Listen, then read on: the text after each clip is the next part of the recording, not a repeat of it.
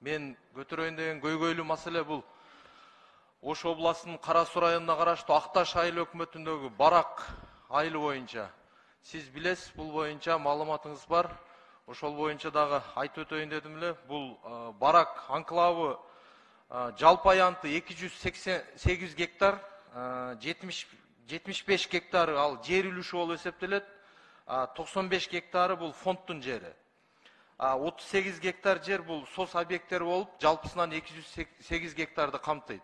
Азыркы күндө ал жер бул Барак айылы негизинен бул 12 жыл болду түйшүк болгонуна. Себеби 2010 жылдан баштап элдер ушул күнгө чейин кыйналып келишет да. Себеби дегенде бул Барак айылы Өзбекстандын ичинде болуп, эч бир кыргыз айылдар менен чектешпейт. Өзүнчө анклав болуп калган. Аны сиз өзүңүз жакшы билесиз. Азыркы күндө элдер суранып атышат. Себеби чек ара маселеси боюнча бул кыргыз өзбек өкмөт аралык жумушчу тобу 2018 жылы 7 августта сүйлөшүп, жерлерди алмаштыруу маселеси көтөрүлгөн. Ошол көтөрүлүп 85% чечилген маселелердин. Бирок кайсы бир кызыкчылыктар менен, кайсы бир себептер менен ушул күнгө чейин токтоп турат да. Себеби ал жерде ушул күнгө чейин дыйкандар же эгине эге алышпайт, же үйлөрүнө барып келе алышпайт. Ал жерде айылдарын таштап чыгып келе беришкен. 10-15ке жакын гана кожолук ошол жерде жашайт. Сактап, айылды сактоо иретинде.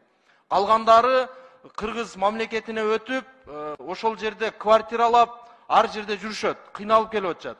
Мамлекет тарабынан сууда каралган, бирок ал сууда 200 000 сомдон. Аны дагы толук алышкан эмес да.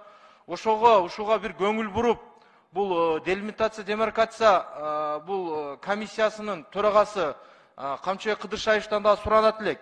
Ушул элдерди кабыл алып, элдер менен бир жолугушуп, бир жолугушуу уюштуруп берсеңиз, ошого жакын арада. Себеби жазгы талаа иштери башталган атат. Ал жерде дыйканчылык кылайлы десе алар, Өзбекстан суу бербейт. Ар тараптан кыйналып келип атышат. Себеби бул жерде Өзбекстандын Андижан областынын Коргонтөбө районунун бирлешкен айылы менен чектешкен. Бардык жаранынан тууру келет.